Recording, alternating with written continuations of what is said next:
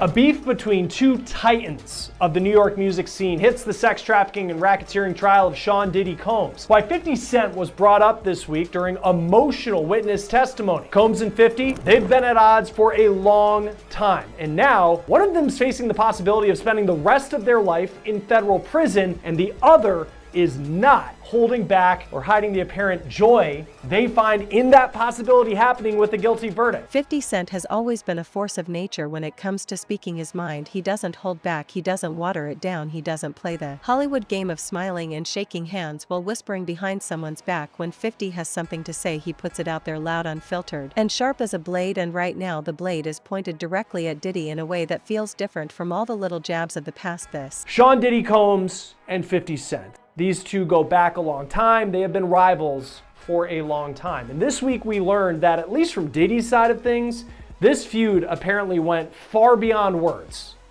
50 Cent's name came up during the testimony this week of Capricorn Clark. She is a former assistant of Sean Combs who went on to become the head of marketing for his Sean John clothing brand. Clark rose successfully and professionally through the ranks of Diddy's world during her time working for him, which stretched between 2004 to 2018, so she saw a lot. Clark claimed that Diddy would threaten her, and she says he even kidnapped her in 2011. All of this matters as we build up to how 50 Cent kind of factors into what she said on the stand. Now, Capricorn Clark started working for Bad Boy after she worked for Death Row Records.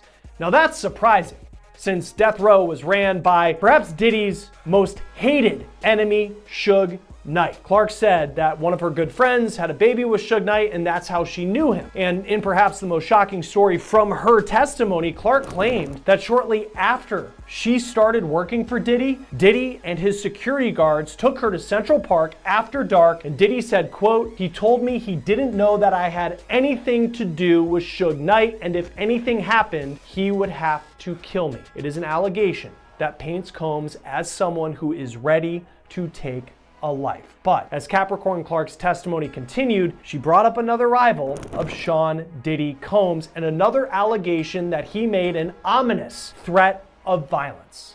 Clark testified, when working for Diddy, they went to a press event at MTV and 50 Cent was there. And just wait until you hear what she says Diddy told 50's manager. 50 Cent's real name is Curtis Jackson. He rose to fame in the early 2000s. You might remember songs like In the Club. You might remember that he was the leader of the rap group G-Unit. Now, 50 grew up in Jamaica, Queens, New York. Diddy, also a New York native. He was born in Harlem, grew up in Mount Vernon, New York, just about 20 miles away. And even though they both had success in music, they both rose to fame representing the city of New York and the rap scene there, they have been longtime rivals. In 2006, 50 Cent released a diss track about Diddy. So almost 20 years ago, this goes back a long way. And in that diss track, he says, quote, "Who shot Biggie Smalls? We don't get 'em. They gon' kill us all. Man, Puffy know who hit that expletive. Man, that expletive soft." Now 50 is accusing Combs there of knowing who killed his friend, the notorious B.I.G. Christopher Wallace. Wallace and Puffy were incredibly close, but Wallace was shot and killed in a drive-by shooting in Los Angeles in 1997, and no one has ever been charged for pulling the trigger. This all happened during really the height of the East Coast, West Coast rap rivalry of the 90s, which involved Suge Knight, who we mentioned earlier. 50 Cent has also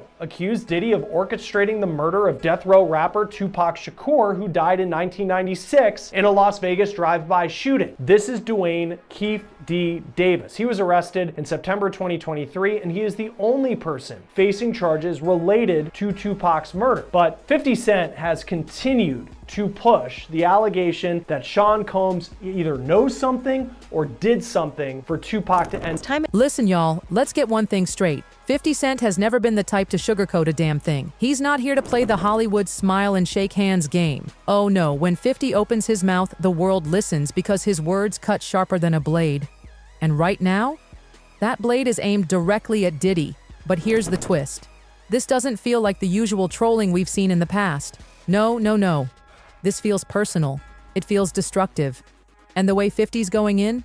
Baby, he's not just throwing shade, He's setting the whole house on fire. Sexual assault, sexual harassment, and sex trafficking over a string of lawsuits. 50 Cent says he's been very vocal about not going to Diddy's now infamous parties, which have been alleged as the site of some of the heinous acts he's been accused of. While referring to Diddy as his old moniker Puffy, 50 Cent said, "I've been very vocal about not going to Puffy parties and doing stuff like that. I've been staying out of that stuff for years. It's an uncomfortable energy connected to it." When asked if someone told 50 Cent if the energy there was off or if he went to something that felt odd, 50 replied, "He asked to take me shopping. I thought that was the weirdest stuff in the world because that might be something that a man says to a woman." He would go on to say, "From that, I wasn't comfortable around him." 50 Cent would go on to discuss the brutal hotel surveillance video released in May, which showed the Bad Boy founder horrifically attacking his ex-girlfriend Cassie. That incident was mentioned in Cassie's now settled lawsuit against Diddy, in which Diddy allegedly paid $50,000 for the tape. Once that video was made public, Diddy issued a public apology. However, didn't mention Cassie by name, as it's been reported Diddy is no longer able to say her name publicly as a part of their settlement. I was f***ed up. I hit rock bottom, but I make no excuses. My behavior on that video is inexcusable. I take full responsibility for my actions in that video. I'm disgusted. I was disgusted then when I did it, I'm disgusted now. I went and I sought out professional help. I had to go into therapy. Going to rehab. Had to ask God for his mercy and grace.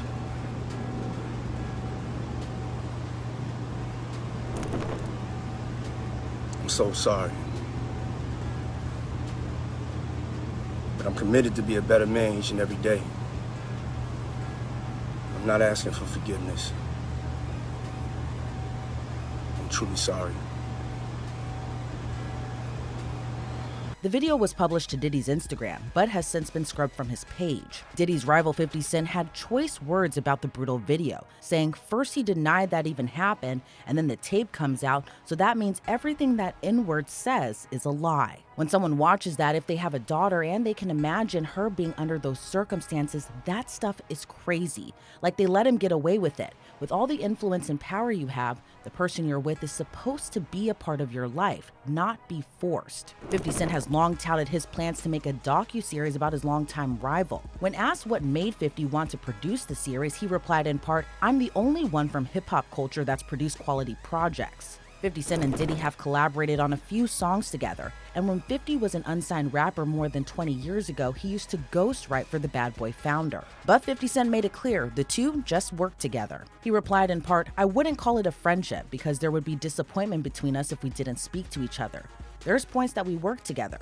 50 Cent would go on to credit Jennifer Lopez, Diddy's ex-girlfriend, who 50 Cent said told Diddy he would work with him as a songwriter in the beginning of his career. 50 Cent said this occurred when he was getting back to work after being shot several times in May of 2000. He would recall, though, one time when Diddy called and 50's oldest son's mother answered the phone and 50 refused to talk to Diddy. 50 would go on to say he didn't want to answer the phone because he didn't want to ever party or hang out with him. He replied, "Puff is a business person. When people call him a producer, I see people that were taken advantage of who produce things that he took from them.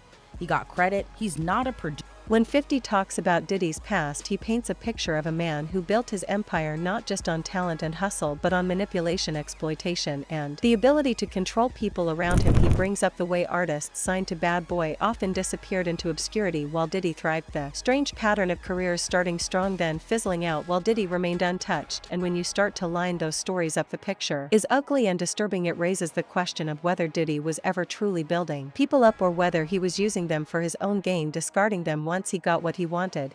But 50 doesn't stop at the business side. He digs deeper into the darker allegations, the ones that have followed Diddy for years, the whispers about the parties, the rooms filled with celebrities and strangers where the atmosphere was heavy with secrecy, where lines were blurred and rules didn't exist. 50 pushes that into the light, daring people to connect the dots to the lawsuits and accusations surfacing today, and that is where the rage inside Diddy becomes impossible to hide, because those are the kinds of secrets that cannot withstand daylight. Those are the kinds of things that, if proven, would destroy not just a career but an entire legacy. What makes this moment so explosive is that 50 has nothing to having issues with 50 Cent. Here's what Combs said when he was asked about a beef with 50 in a 2018 interview with the radio show The Breakfast Club, Power 105.1 FM. Hey, yo, I don't have no beef with I don't know why. With Fifth. He loves me. He loves me. Do y'all really can't have see a it? beef? I mean, y'all can't see it. No, we can't Y'all see can't it, see man. that he loves me? But see, you really, hold on, you really think that's hate?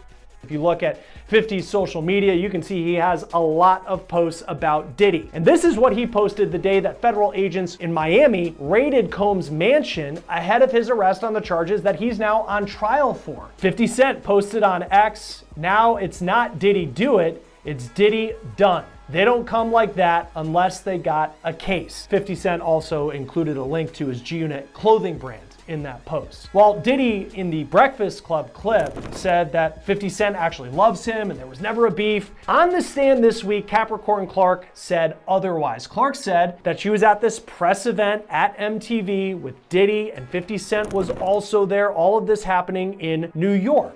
Clark said, quote, "After the interview wrapped up, myself, Puff, and Chris Lighty got in the elevator." Clark said that Lighty was an entertainment manager who, on paper, was managing Diddy at the time, but was also 50 Cent's manager at the time. Prosecutors asked Clark what happened in the elevator, and she said, quote, "Puff told Chris, because they were having some sort of issue, like, I really don't like all the back and forth. I don't do that.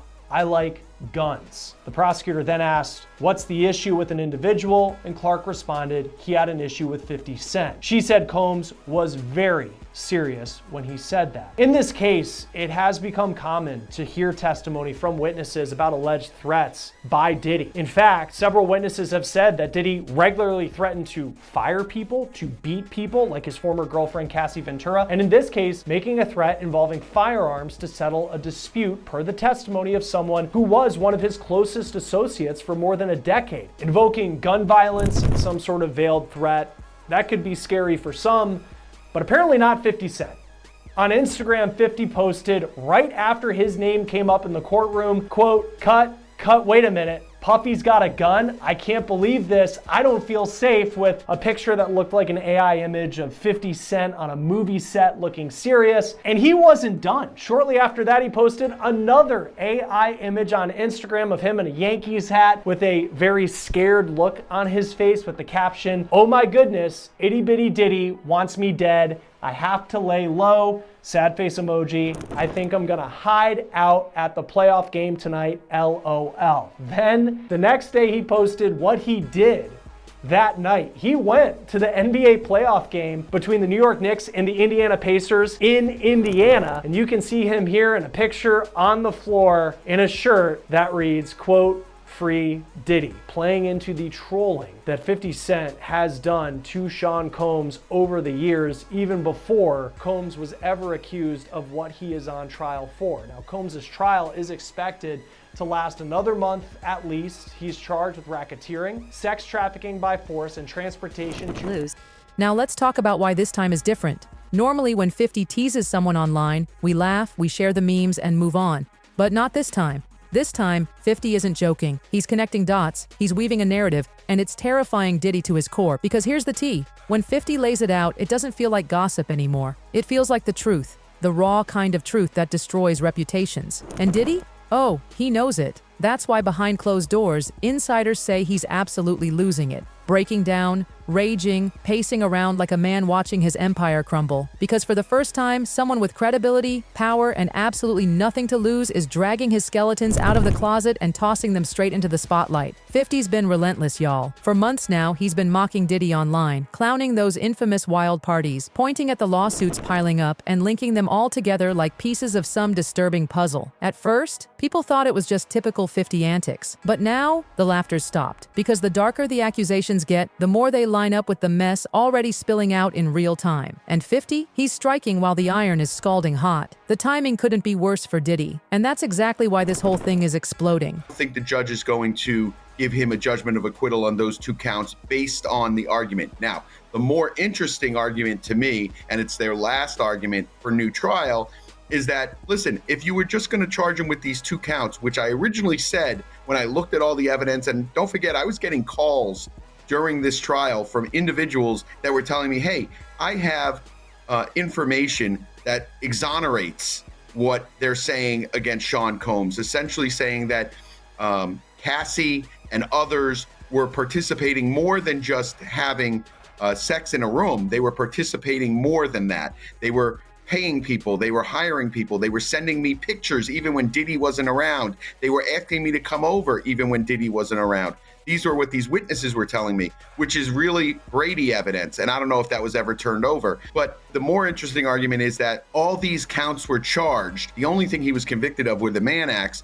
And he probably wouldn't have been convicted of these Mann Acts, but for all this other stuff that came in to try and prove these counts that they could not prove and did not have a basis for bringing.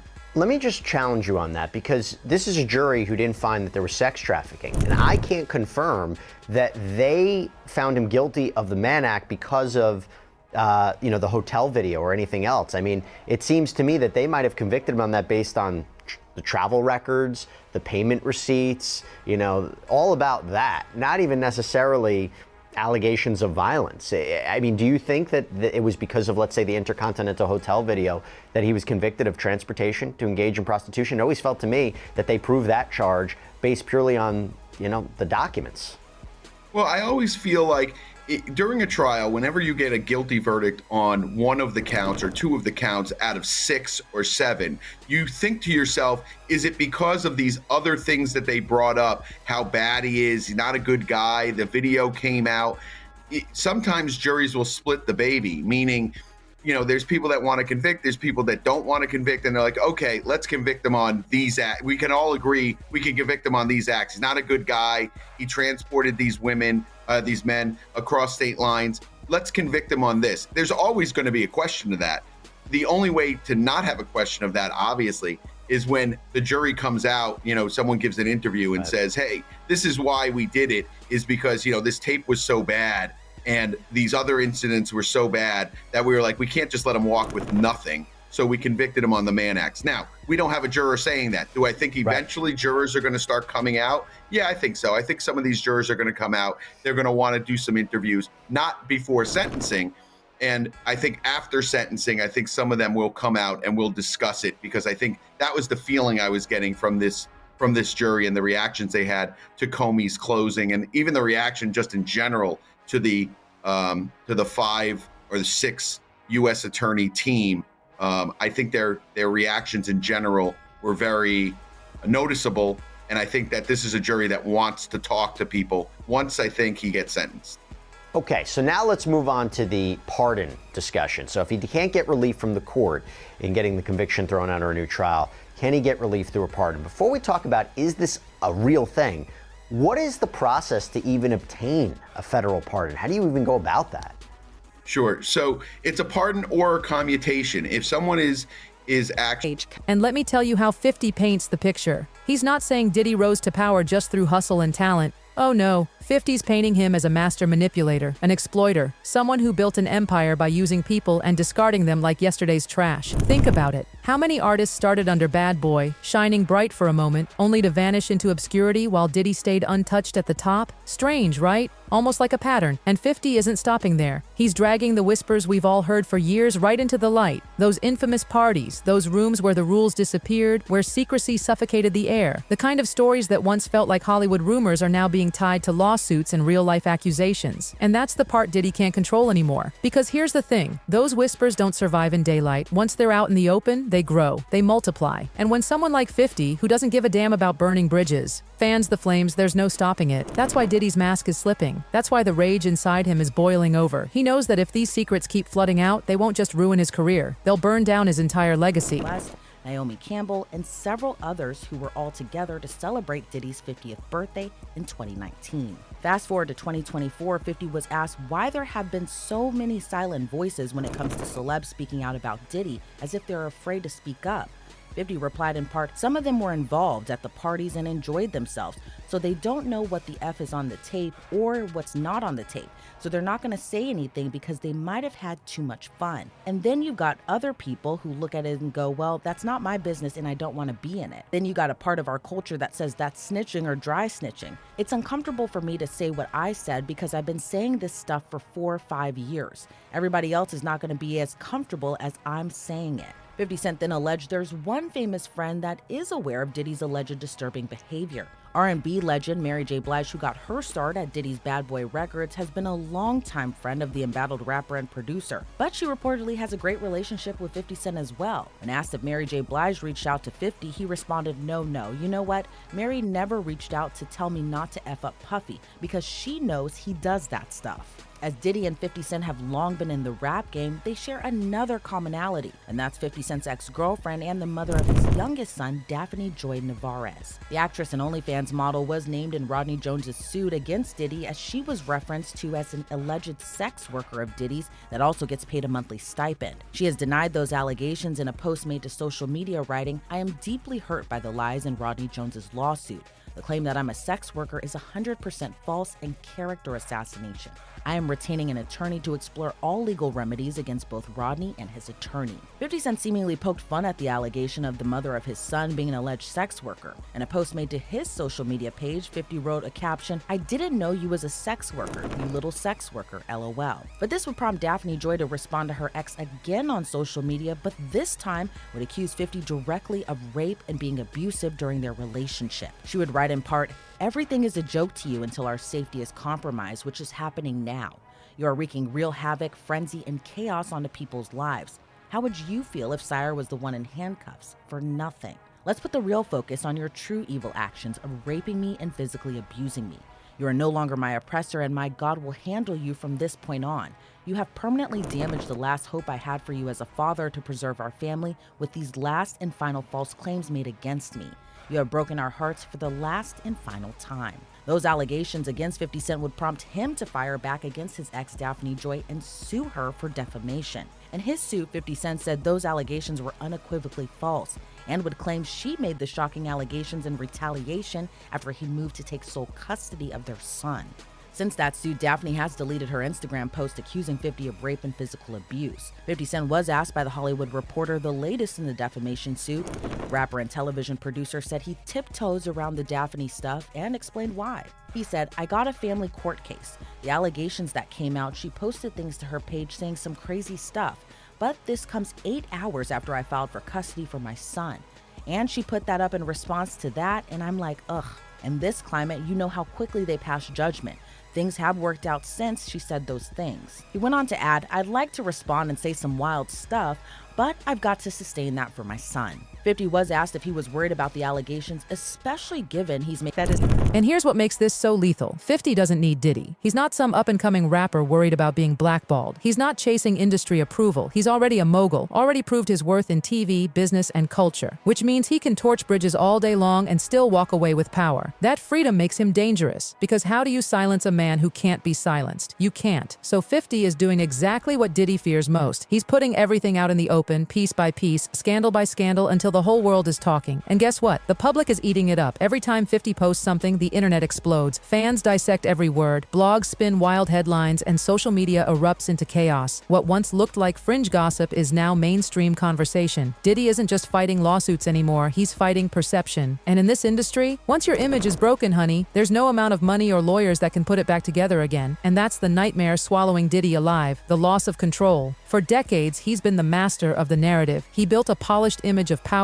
style, and success. But now, that image is being torn apart piece by piece, and the one doing the tearing is laughing while he does it. What makes it even scarier for Diddy is how perfectly 50's claims align with the current storm around him. The lawsuits, the raids, the allegations of exploitation, it all makes 50's words sound less like trolling and more like confirmation. That's dangerous, because once the public starts seeing patterns, they don't stop. They dig deeper. They replay old interviews, rewatch old footage, and reinterpret moments with a whole new lens. Suddenly, harmless clips from old parties start to look sinister. Strange comments in old interviews feel like confessions. Photos once brushed off as nothing now feel like damning evidence. And it's not just about Diddy anymore. The industry itself is on edge. Because 50 isn't just throwing dirt, he's tugging at threads that could unravel everything, threads tied to powerful names far beyond Diddy. That's why there's so much fear right now. Because if Diddy falls, he's not going down alone. The secrets of those rooms, those nights, well, they don't stop with just him. And 50 knows knows it. And baby, let me tell you, 50 is loving every second of it. He knows the ripple effect he's creating, and he's leaning into it with that trademark smirk. This isn't just a feud anymore. It's chaos, destruction, and exposure. And 50 thrives in that environment. The more noise he makes, the more the world pays attention. Now, behind closed doors,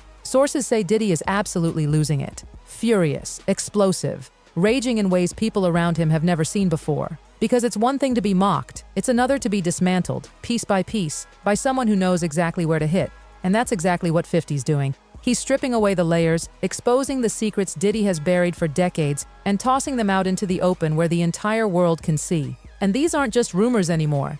They're headlines. They're trending topics. They're dominating conversations across social media, reshaping the way fans see him. Different. How are they different from other criminal defendants? More demanding. When you get the phone call from the lawyer or whoever, a publicist, anybody, it could happen in the middle of the night. A celebrity does not want to spend an extra minute incarcerated. Things change so drastically with, when I did Conor McGregor, he surrendered, he wanted out right away. Plaxico burst, when that happened, we were talking and Mayor Bloomberg was involved allegedly in the situation, and Plaxico's bail went from X to X to X. And then I'm on the phone with his agent saying, hey, I need you to send me a copy of his deed for his place in New Jersey. And then with Dominic Strauss-Kahn, obviously, the world basically came to a standstill because he was the IMF, president, and nobody knew if he was on his way going back to Greece to lend him X amount of money to get him out of trouble. Yet we had to find him an apartment in the city. We had to get him private security. I was dealing with his ex-wife now, coming in and giving me what I need to put a $5 million bail together. So, they're a little more demanding, and everybody's looking to me to make that, make it happen. The lawyer could get the bail, but at the end of the day, it's Ira Jellison that's running in, putting everything together, and the pressure. And I work in chaos all day long. That's my life.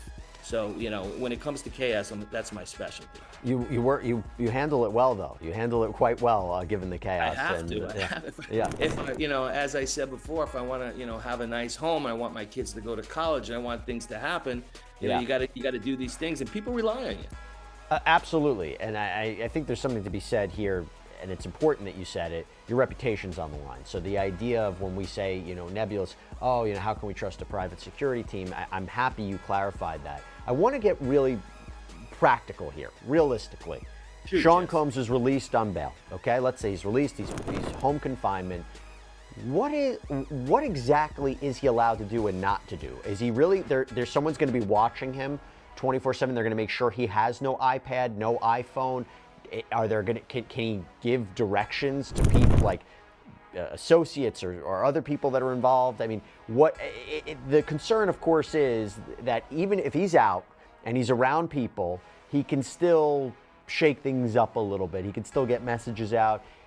I guess the question is, what does it realistically look like for him? Does he sit in a room? Does he only confined to certain rooms day in and day out? Is he constantly watched on tape and all of his electronic devices are searched on him constantly? I mean, what does it look like?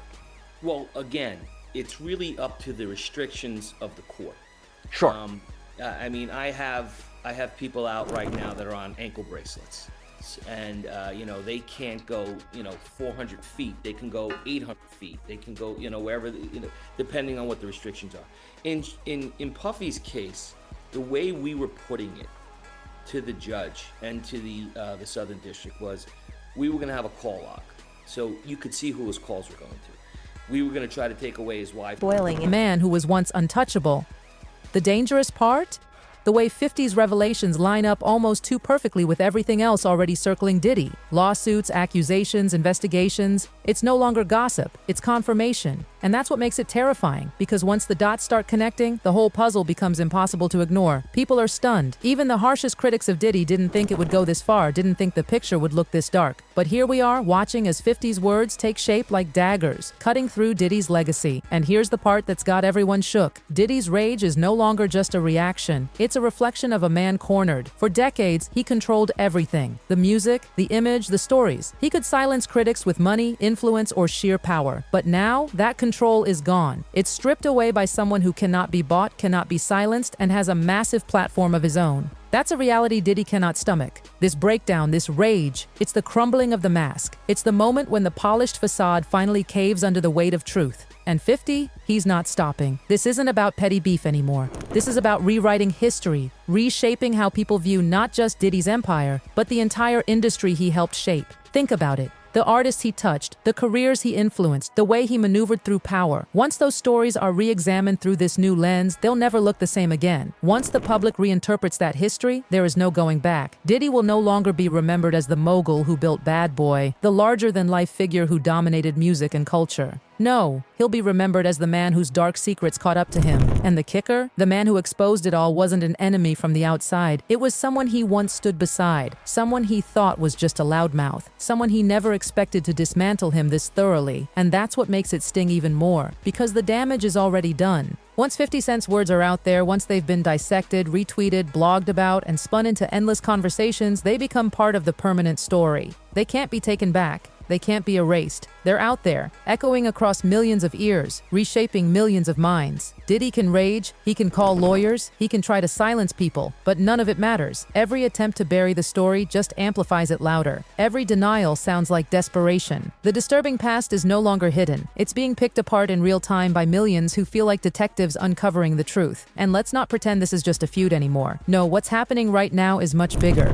It's a reckoning. It's a public dismantling of a legacy that once looked untouchable. 50 Cent has turned Diddy's darkest secrets into public property, and the world is watching as the empire collapses. The rage consuming Diddy right now? That's the sound of a man realizing that no amount of influence, money, or power can protect him from the one thing he's always feared: truth, spoken loudly and without fear. And that, my friends, is exactly what 50 Cent is doing. Piece by piece, brick by brick, he's tearing down the empire until there's nothing left but ruins. The mask is gone, the secrets are out, the image is destroyed, and Diddy? He's left with nothing but the ashes of what he once ruled. So let's just say it, this isn't just another hip-hop beef. This is history in the making. It's the kind of takedown that doesn't just humiliate, it erases. And the scariest part? 50 Cent is only getting started.